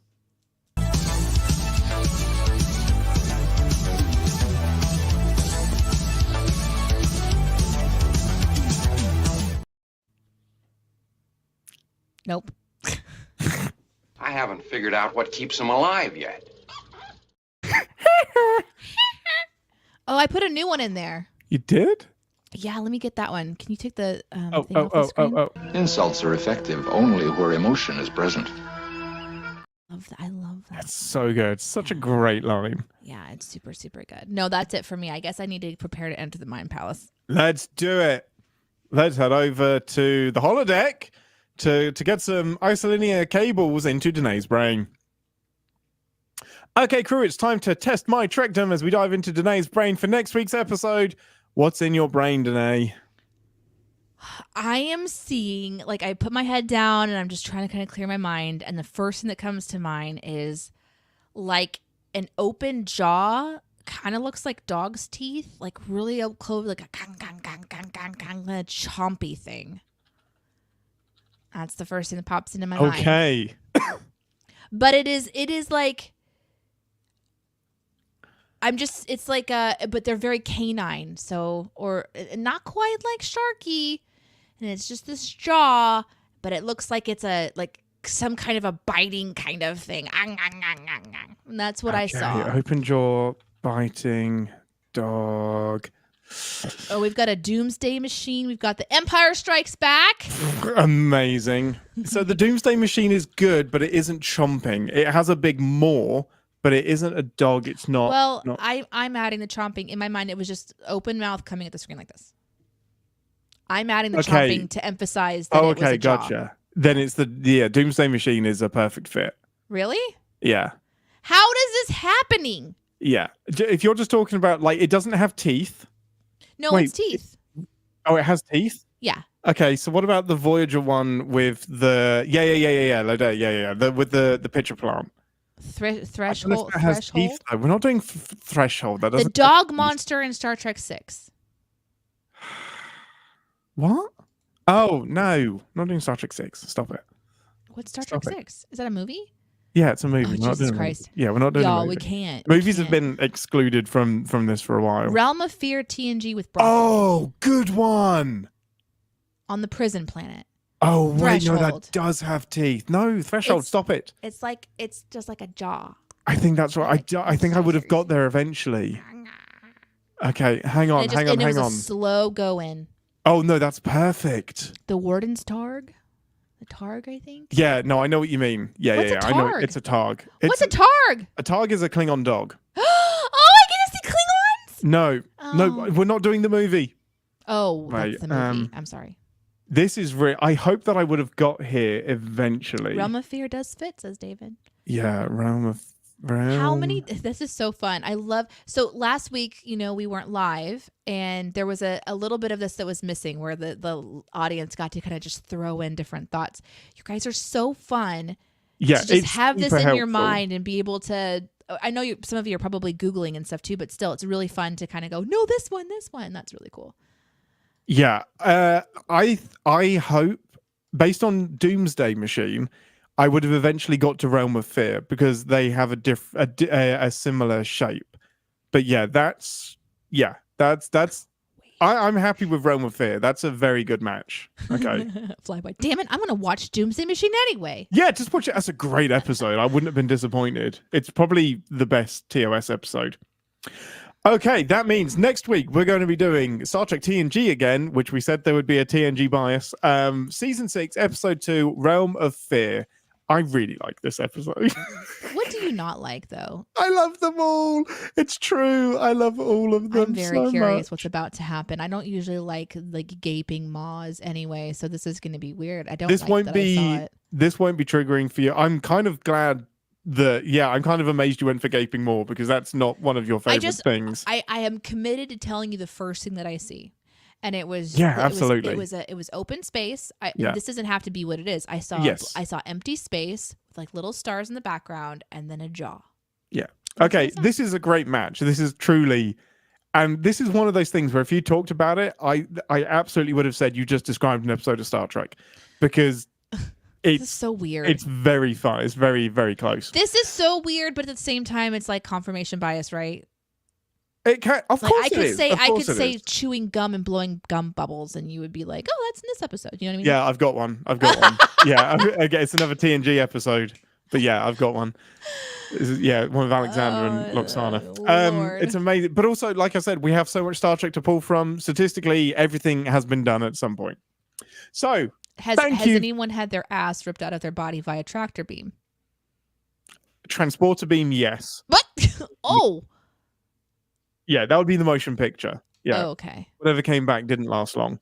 Okie dokie. Okey-dokey. Thank you for listening, everyone. I don't know about you guys, but I had a blast talking about one of my favorite episodes that no one else really likes. If you have any emails, questions for us, anything you like, send them to CinemaSins. Damn it. Send them to captainspod@cinemasins.com. Send them to the Discord, discord.gg/cinemasins, where we have a lovely Trek community where everyone hangs out.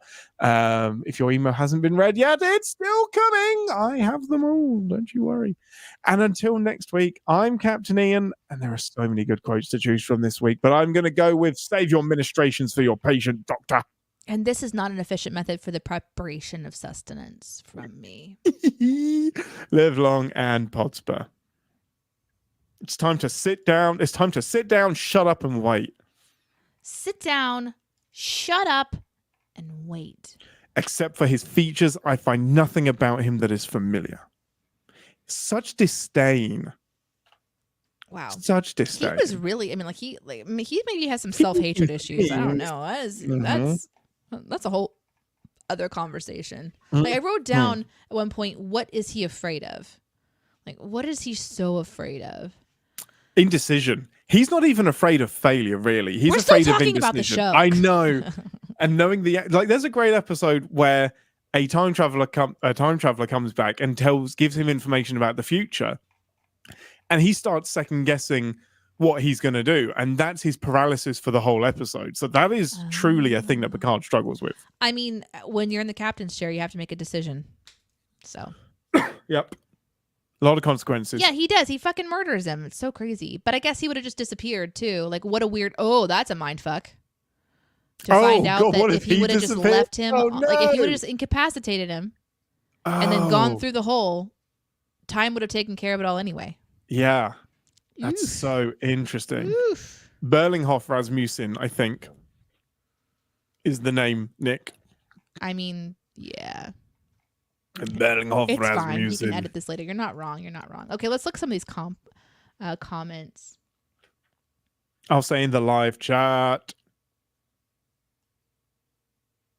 It's a good question.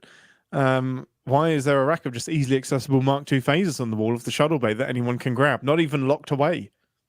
I'll be right back. Oh, she'll be right back. I imagine the cat is either meowing or one of the dogs is barking.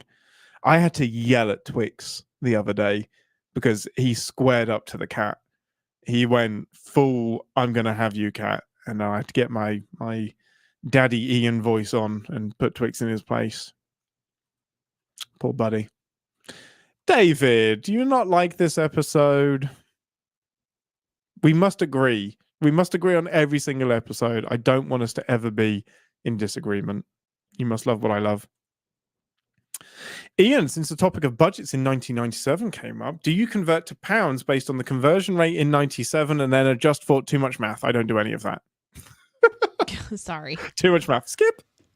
The cat is just, sleeping on the couch. Just as an update. Just as an update. Is that what you were checking?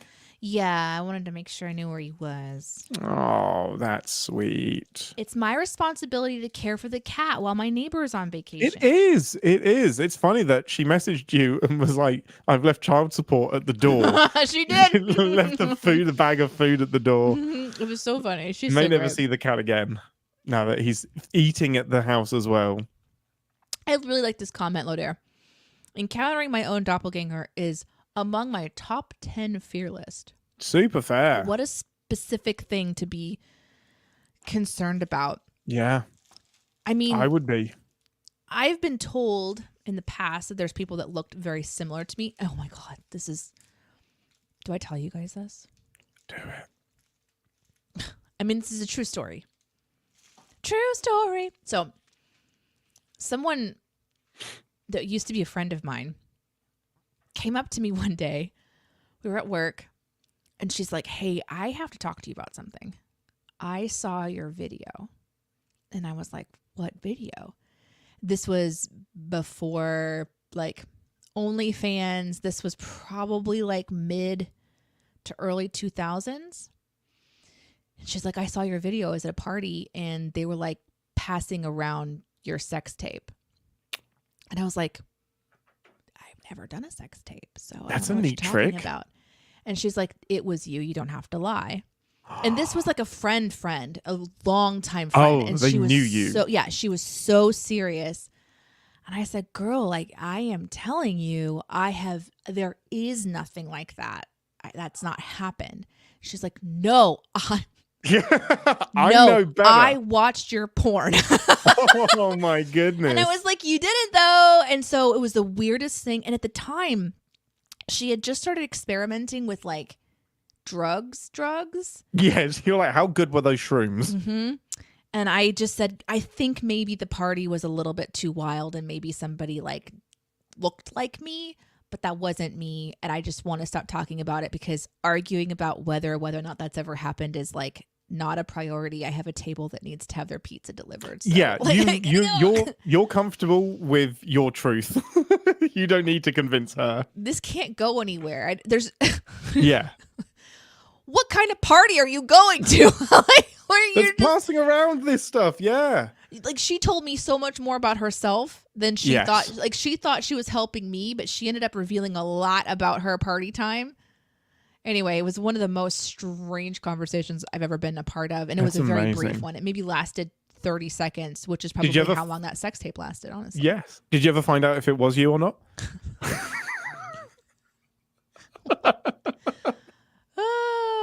That's so That's weird. what I was like, so obviously she was watching something at this party and altered some kind of way, and then it just morphed into me or it looked similar. Yeah. I don't know. It was very That's so interesting. Oh my It's God. so funny.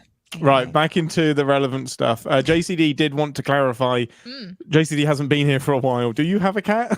Oh, I do-ish. The short version is that the cat over the past year? Has it been a year, Ian? It's been close. It's coming up on a year, I think. Has come over to visit. I then gave the cat treats, and then I just essentially answer the door whenever he meows. And so when he comes over, I open the door and he makes himself comfortable. Like right now, he's sleeping on the couch. He has a routine that I've begun to see develop really strongly over the past several months, which is he comes by for a snack in the morning, he leaves, he comes back around 11 to 12 o'clock when the heat kind of kicks in, and he sleeps until the sun goes down or gets close to going down, and then he leaves for the night and comes back the next day. He's often sleeping on my back porch because I may have put a cat bed and a pillow out there for him. Yep. And the other thing I want you to know is that I have had multiple conversations with my neighbor. She's aware of my obsession with her animal and seems to be totally fine with it. So that's good. Anyway, there you go. That's the quick gist short of it. version. Yes. Oh, I wish I could show you the picture that Iris drew of the cat too. She's drawing really clever photos. Really of clever. him on his back with all of his four little paws. Just kind of It was curled. amazing. It's so good. This is from Saruthi, and this is the best summary of TNG and the most succinct summary that you could possibly have. Riker has a beard, so it's not bad TNG, but they're still in the old uniforms, so it's not yet great TNG.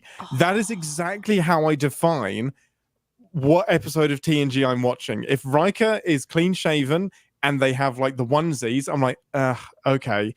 And then if he's got the beard, I'm like, we're getting there. And then the high collar plus beard means great episode. It's amazing. Here's a comment from Nick that's rather dark and funny. At least Picard didn't end the episode by saying, would it really have been so bad to let the Enterprise blow up again? Just try it again. Just, Yeah. let's just test this loop and keep going.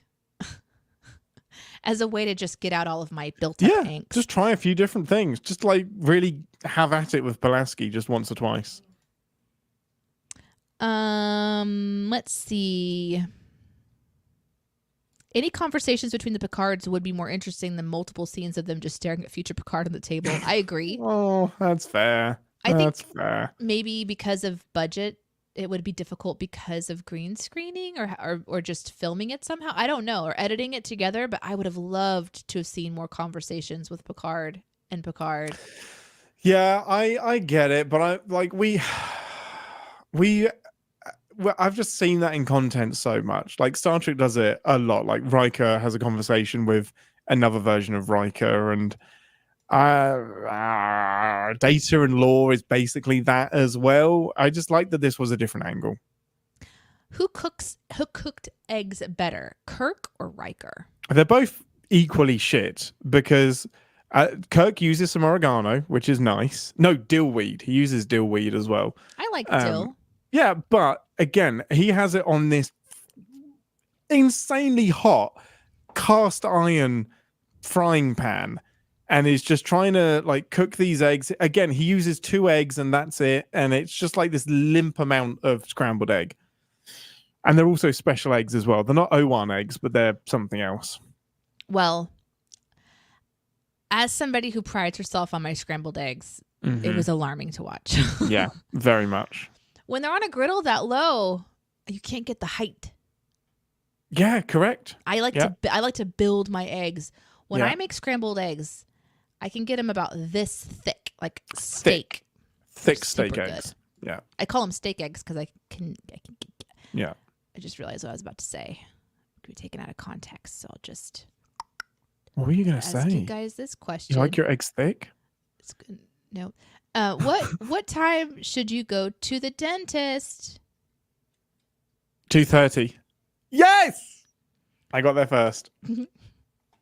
Why was the android invited to the meal? Can we talk about that?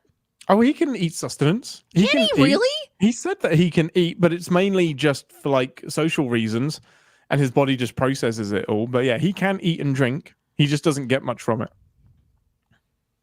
He can analyze the components. He doesn't experience taste Interesting. until he gets an emotion chip, because apparently emotions allow you to taste. That makes sense. My child is very emotional when she eats. That's fair. That's fair. It lubricates his biofunctions? Okay. All right. Yeah, it does. I believe you.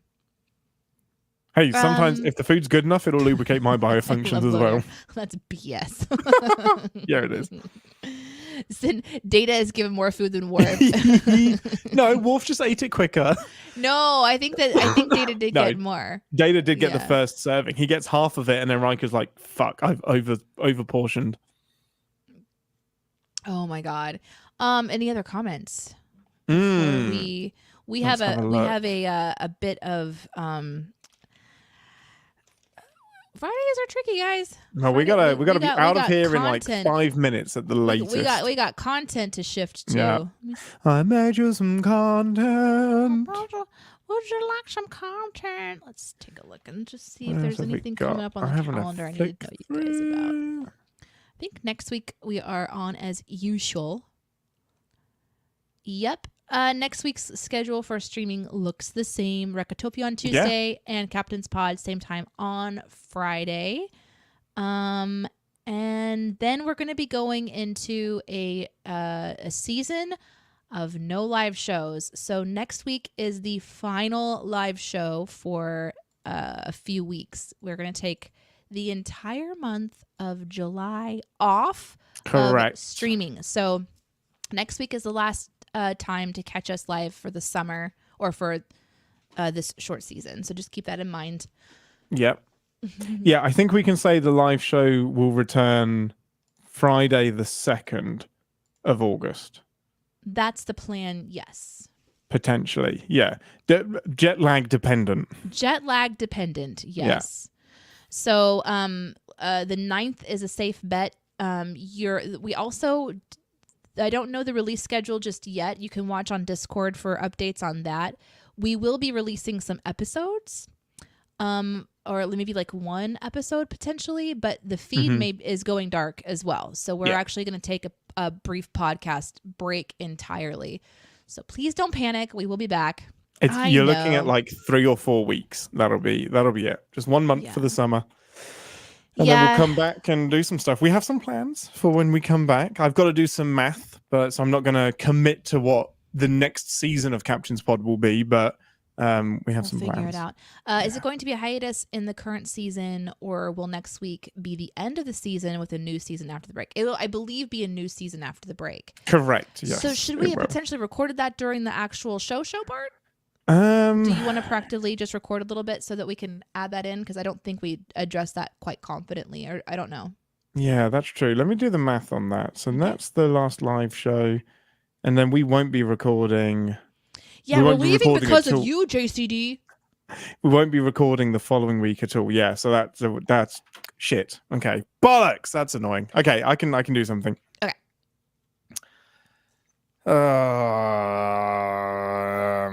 So it'll be next week. Because we want to talk We're- about we want to explain the hiatus as well in Do the we? show. No, not yet. Why don't, I mean, we could just, We will be the following week because that will be the last episode.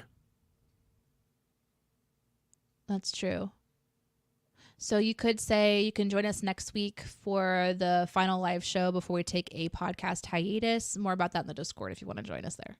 No, because I want to explain it in the episode as well, but I may just explain it next week. Okay. Yeah. I will So, turn the, so maybe you don't need to record anything. yeah, then. I don't. Let's not record anything. Yeah, we'll be fine. We'll just say we'll just explain it all next week. That's fine. No math. We'll do it at the top of the episode. Yeah, no Perfect. math. No math. And that'll give us the time to kind of get our specific plan in. We got to order. work backwards for some stuff. We sure fucking do. Yeah, we do. Maths, plural, exactly. Lots of it. Amazing. I think it's less confusing to just explain it. Yeah, I think you're right. Yeah, I think so. I went ahead into the future a little too far. No, you're good. Somebody needs to. You got to get 6 hours ago and tell me that before we Yeah. record the episode. Shit. Right? So we'll see you guys on Friday, hopefully. If not, we will see you live when we return. All of this stuff, Yeah. again, will be listed on Discord on the Mhm. Captain's Pod channel, or you can follow us on X for updates there, Yep. but Discord's usually the best place. So thank you guys for joining us live today. Have a great weekend. All the broccoli next week. That'll make sense. Bye. Okay, bye. Love you, bye. Bye, David. Thank you for the thing. Did you end the stream already? Yeah. I've ended it now.